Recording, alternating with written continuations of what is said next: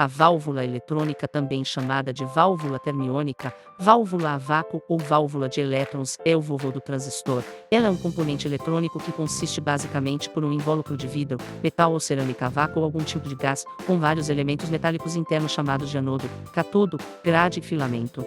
Os inícios das pesquisas com válvulas eletrônicas se deram no século XIX. Os primeiros manuscritos e pesquisas sobre as válvulas datam de 1873 e foram realizados pelo cientista Frederick Guthrie. Podemos dizer que as primeiras foram as válvulas Geyser e os tubos de Crookes. Muitos cientistas pesquisaram as válvulas, entre eles Thomas Edison e Nikola Tesla. Mas a primeira válvula que alavancou a eletrônica foi a válvula de iodo, ou seja, de dois elementos, inventada por John Ambrose Fleming em 1904. Com sua invenção, o rádio e outros aparelhos eletrônicos puderam passar a existir e chegar às casas das pessoas de uma forma mais prática.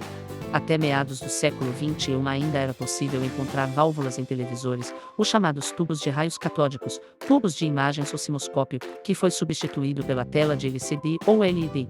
Também até pouco tempo as válvulas dominaram a radiofusão, principalmente em transmissores de RF de alta potência, mas hoje com a tecnologia atual empregada em transistores de RF, até aqui na radiofrequência elas perderam a majestade. Como funciona a válvula eletrônica? Válvula eletrônica. A válvula basicamente tem a mesma função de um transistor, mas com grandes desvantagens em relação aos transistores, entre elas o seu tamanho, fragilidade, a temperatura e a tensão de trabalho. O funcionamento é simples, a válvula acende como uma lâmpada através do filamento, ele tem a função de aquecer o cátodo para que ele emita elétrons que são captados pela placa ou anodo que está sendo alimentado por uma tensão positiva. Sentido de elétrons e fluxo de corrente em uma válvula de base em relação ao cátodo e o anodo. Existem diversos tipos de válvulas eletrônicas a vácuo ou a gás, válvulas de iodos, triodos, tetrodos, pentodos, também os tubos de raios catódicos antigos, tubos de TV e vídeo com sensores de imagens de câmeras antigas. Como falei, as válvulas e os transistores são equivalentes em sua função. Abaixo vemos dois circuitos multivibradores valvulado e transistorizado. Comparando os dois circuitos, não vemos nenhuma diferença se tirarmos os transistores e as válvulas, a não ser a forma de alimentação.